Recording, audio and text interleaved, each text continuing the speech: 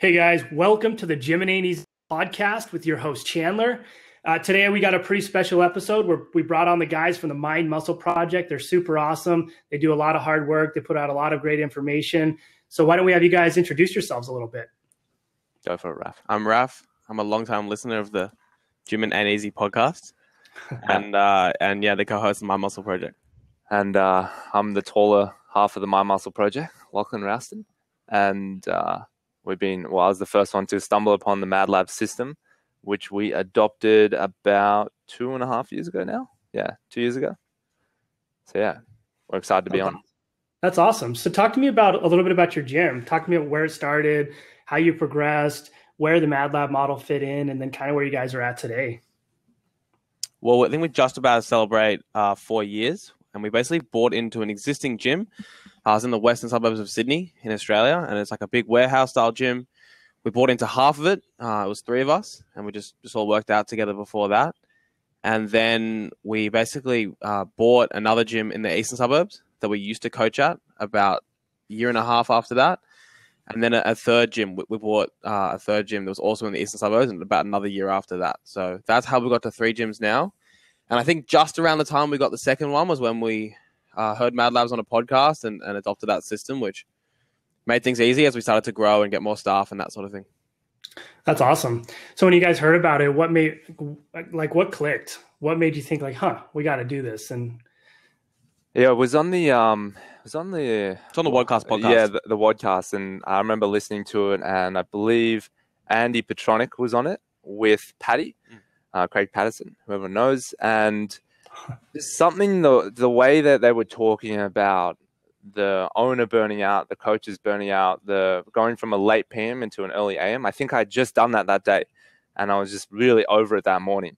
And I guess the timing was right. And also Armin at the time, one of the hosts of the show, was a gym owner as well. And it was clicking with him. I could hear it was clicking with him, and he was going, fuck, like this stuff's really good. And then at the end, I think Paddy or Andy was like, look, we'll get you on it and we'll help you out and we'll make it work. And at that same time, I was just thinking to myself, like, I have to commit to this as well, because it's going to change definitely the way we do it and definitely the way I feels about the gym, because at that point it'd been a year and a half, and honestly it felt like it was going nowhere.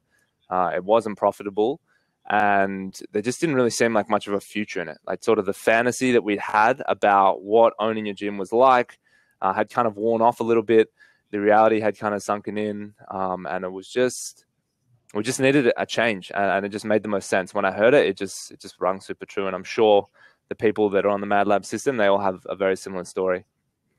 Yeah, definitely. Everybody sees this massive change in this pretty cool environment, especially like the culture that changes as you progress into this whole thing, and then you don't get burnt out, and a lot of those problems don't happen. And so you guys have 3 gyms. Did you transition all of them over to the Mad Lab model and system, or did you start some of them fresh, or how did that work? So the second one, we were not too long into it, so we had to transition that one, and we transitioned the first one, and the third one we started afresh. I mean, look, it was a good transition. It wasn't too hard, and we still have a lot of like the legacy clients around before the transition. But yeah, we didn't. It was the biggest challenges were just us learning the system and us implementing it. We never had like pushback from the members or like a divide in the types of members at the gym or anything like that. Yeah, that's a good point. And we find a lot of the time people are scared to charge what they're worth for something like fundamentals. Like they start saying, oh, nobody will pay for that. It's just too much for anybody to be able to sustain or support. Did you guys find any problems or troubles doing that?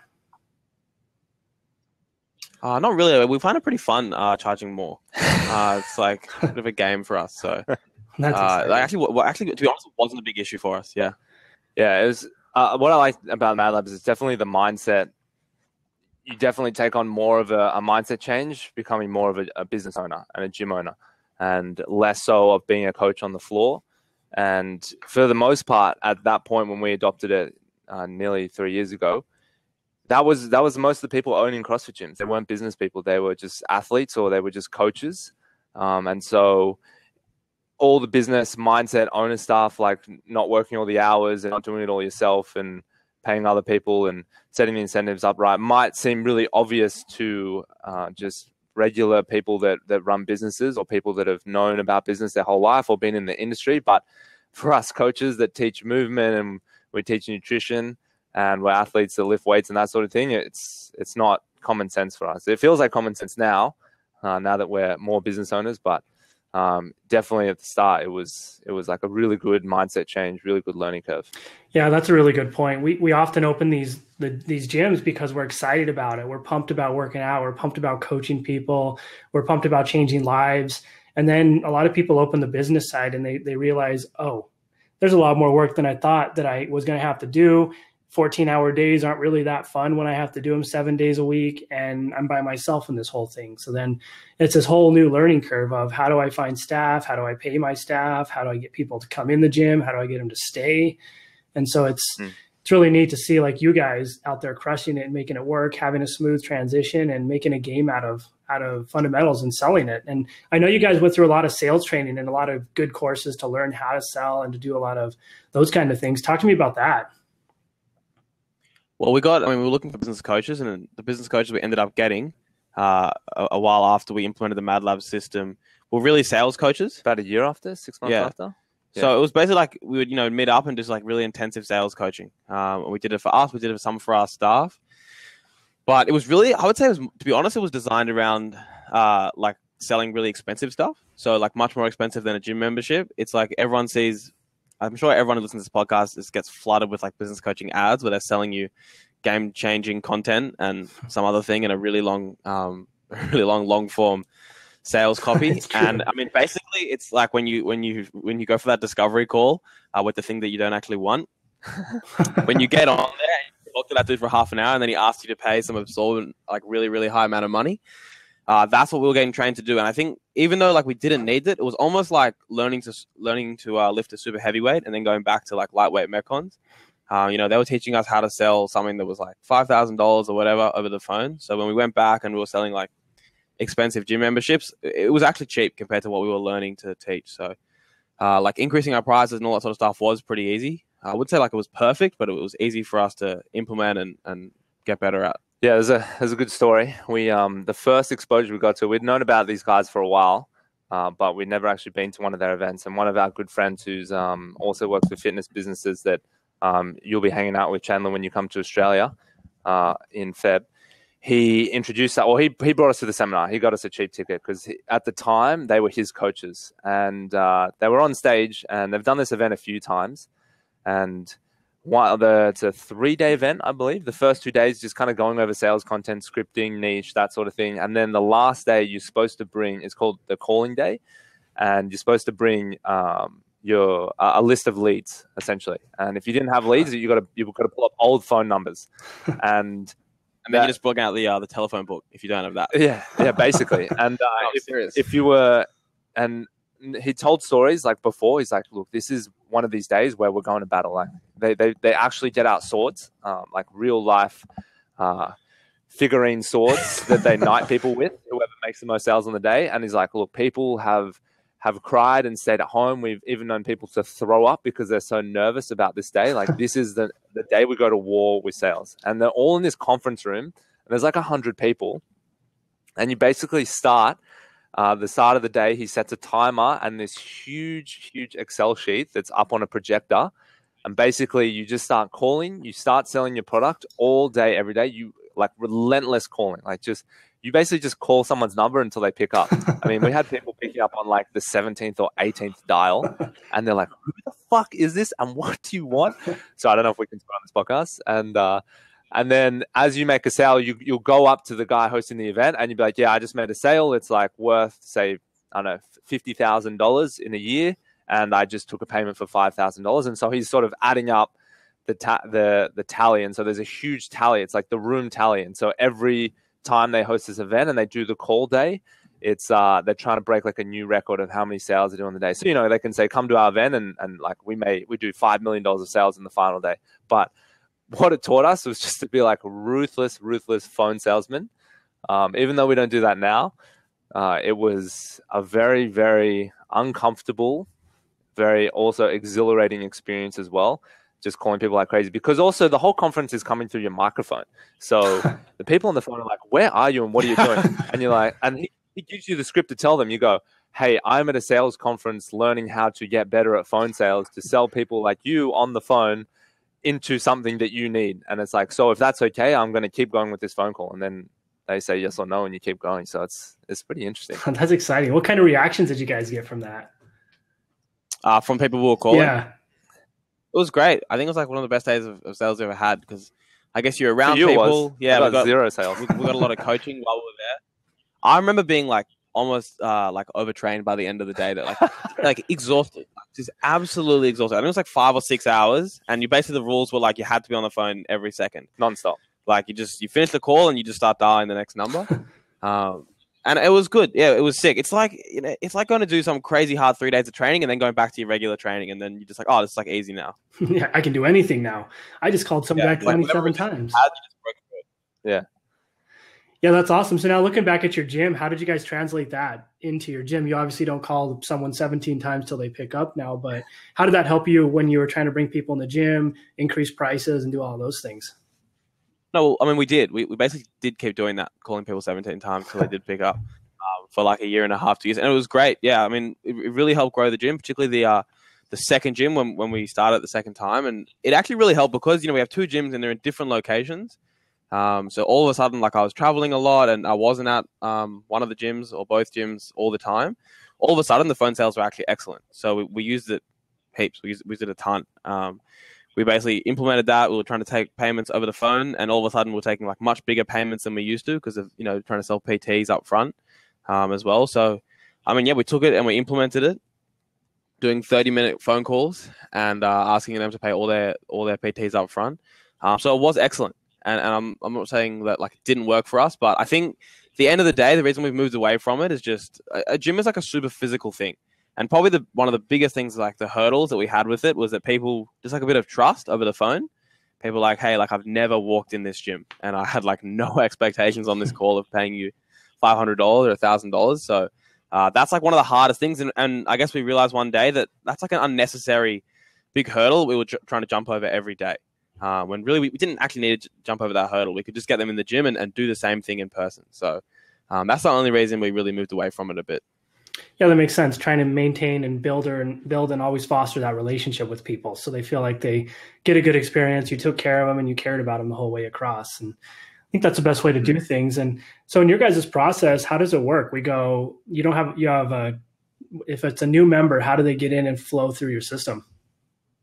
Yeah, so it was very similar to the Mad Lab system, the first one, which is like, you book them in over the phone with a phone call, and then you have like the first day experience. We did that in the beginning, but then obviously when we picked up these sales coaches, they were like, look, the best thing for your time is to be calling people over the phone. And that made sense at the time. We're like, well, look, we can do this from anywhere at any time, and there's really no excuse to not be calling people.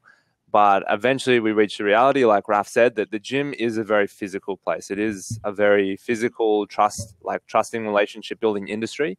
And so even though that idea of being able to make sales from anywhere, anytime, it's just not the best fit for the fitness industry. We were seeing a lot of success with it, as Raph mentioned, but it's just not long-term. It's just not going to give you probably the best relationships with your clients if you had to kind of force them to pay over the phone without ever meeting them in person. I think also we were a bit concerned about being able to scale it because it was like really difficult, and Lockie and I like particular personality, I think, which made it successful. Like we do a podcast and everything, and we're not like all our coaches, we could tell were extremely unexcited about taking this on. Yeah. And they see us doing it over the phone, and they're like, well, no one wanted a piece of it. Yeah, I mean, they got so uncomfortable with the calls that they had to leave the room because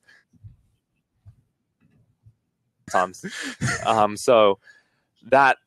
Well, yeah, eventually we knew that it can't stay with us forever. It has to progress on to other people. Again, that same mindset that you can't do it all yourself all the time. You have to reach the next evolution as a gym owner.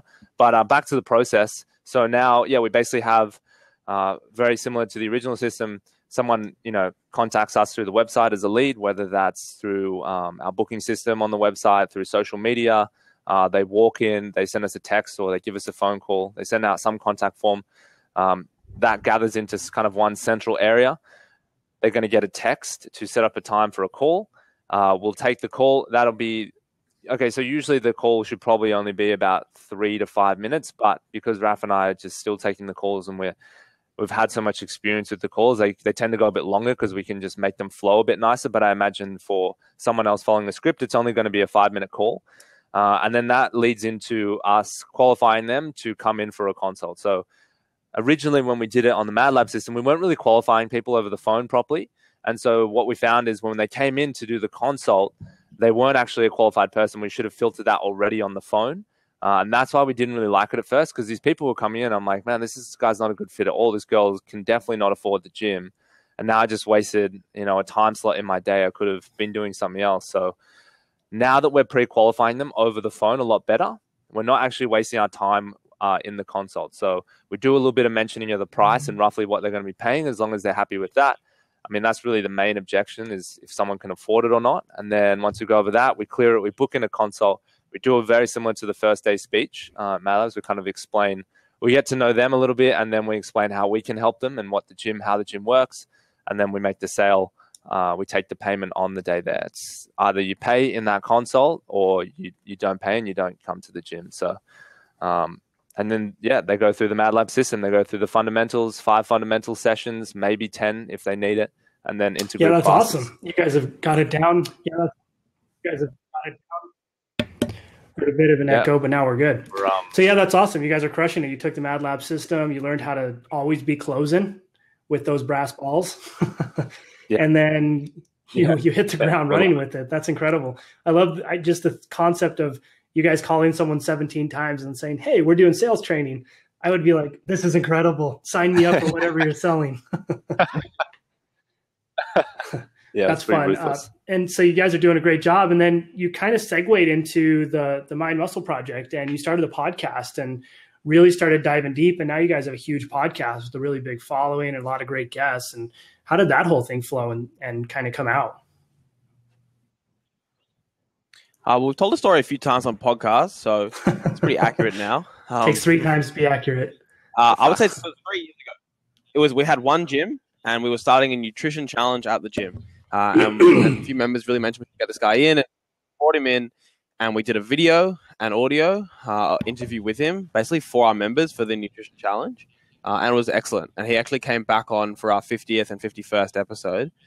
And I mean, we realized straight away that it was awesome and people outside the gym would love it.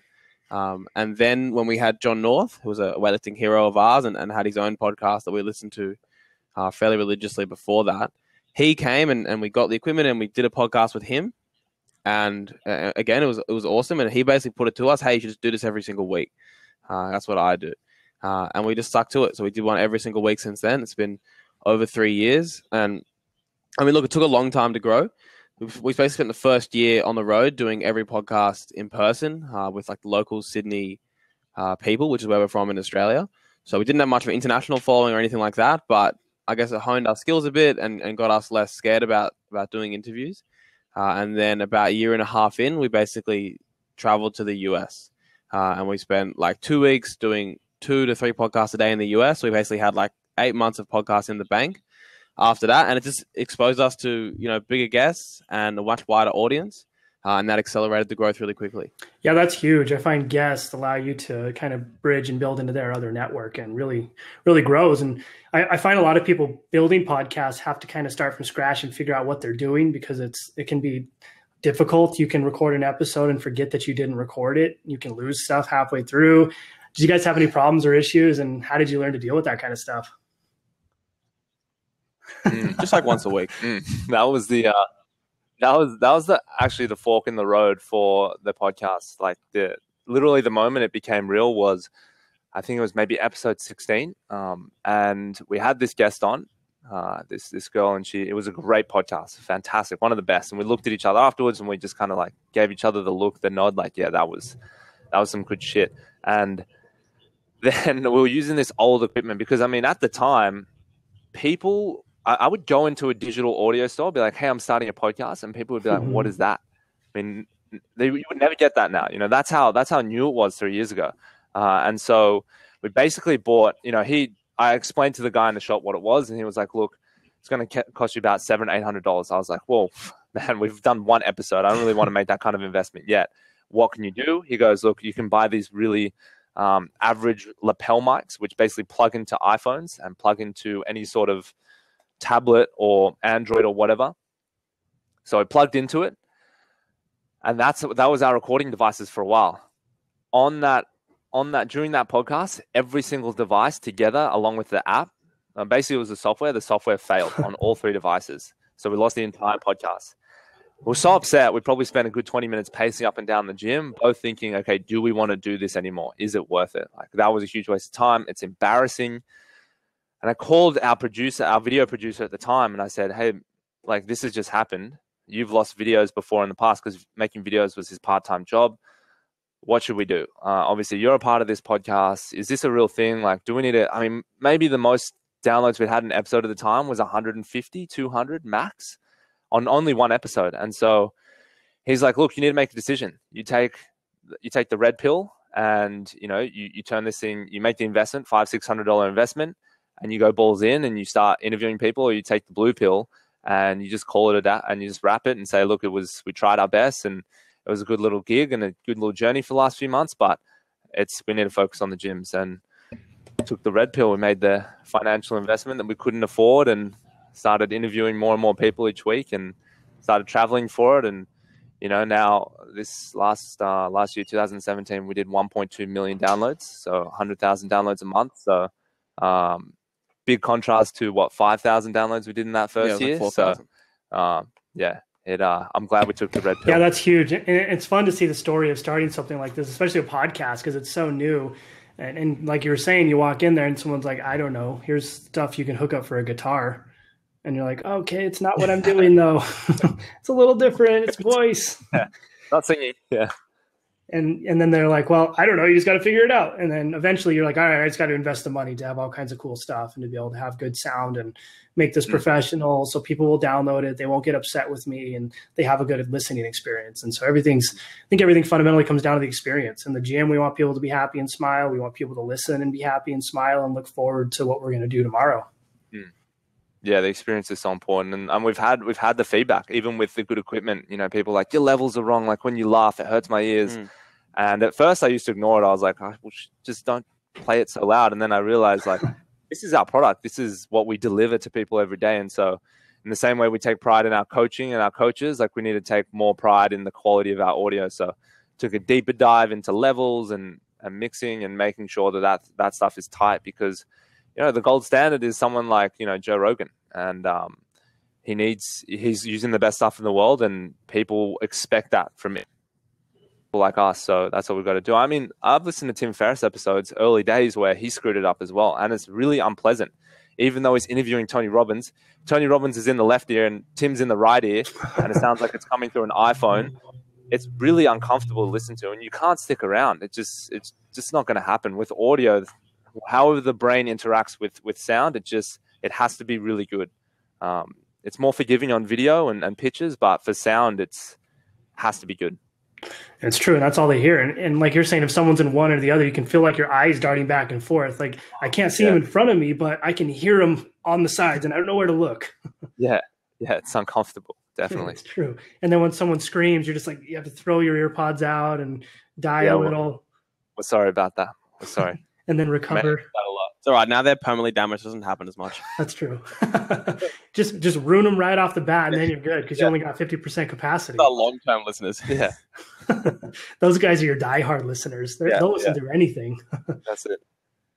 So then we got a pretty cool event coming up that we're coming to speak at. We talked about it earlier, and I'm pretty excited about it. So it's the Functional Fitness Festival. You guys put it together to kind of put a bunch of people who are experts in their field in a room to answer questions for a live audience to ask and interact with and have a good time with. And the format's pretty unique. And I don't think this has been done really in a big event like this, especially in the functional fitness world yet. And so talk to me a little bit about the Functional Fitness Festival.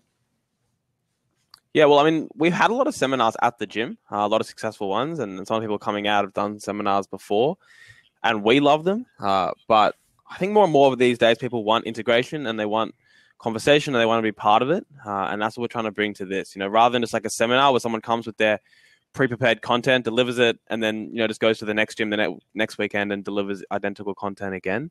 It's something a bit different, and it's a bit more like interactive with the audience. A bit like how people interact with social media and comment on videos and podcasts. But then it's also got a bit more interaction between, us talking to them and the guest speakers talking to each other. So we think it could be more enjoyable, and it's something just really different that isn't going around at the moment. And there's a normal seminars going around.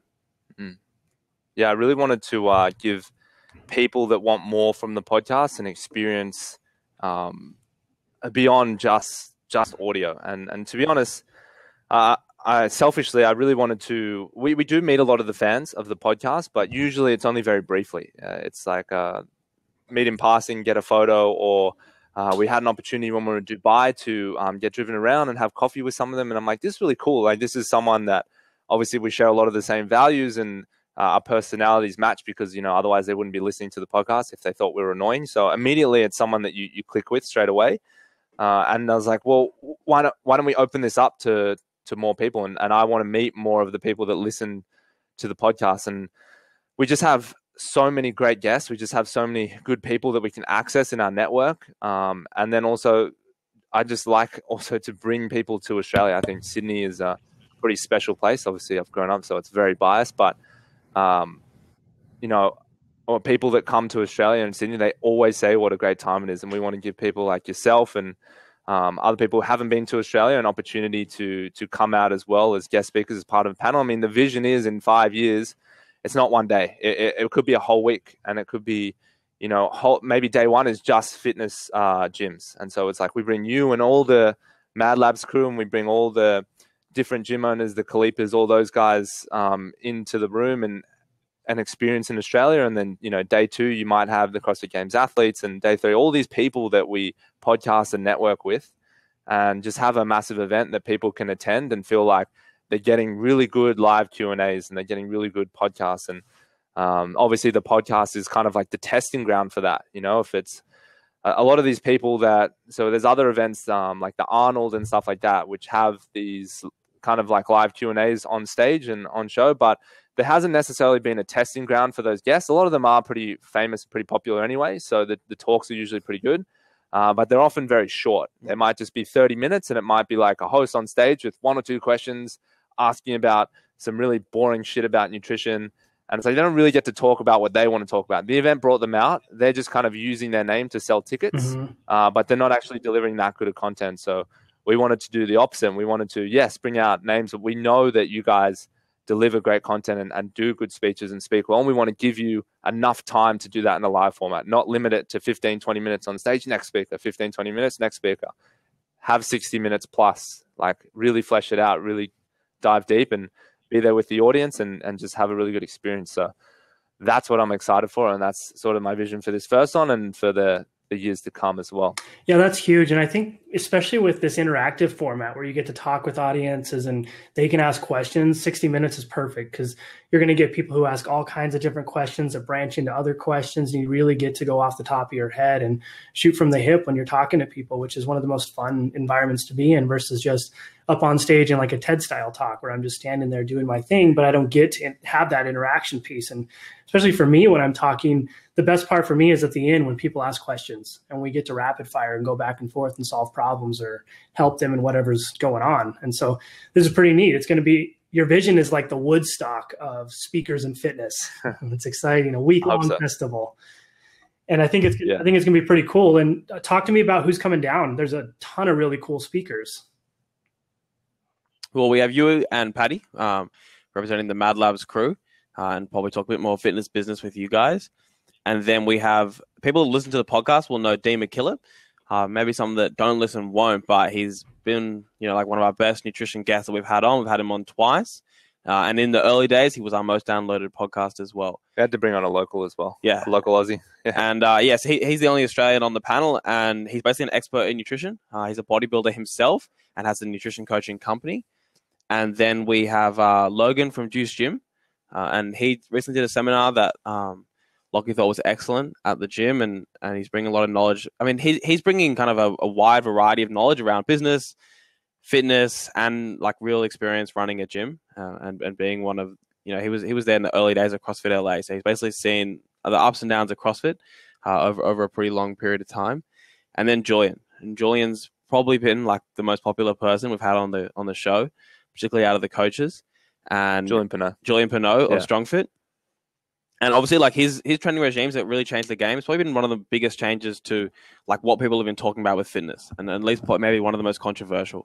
So he's going to come, and I also think his stuff always needs a lot of explanation, particularly as he updates it every like 3 weeks. Yeah. So people love to hear from him, and a lot of them have heard him before at the gym. He sold out seminars here in the past, but they want to hear the new stuff and they want to get stuff clarified. So he's a great speaker. He's a super entertaining, charismatic figure.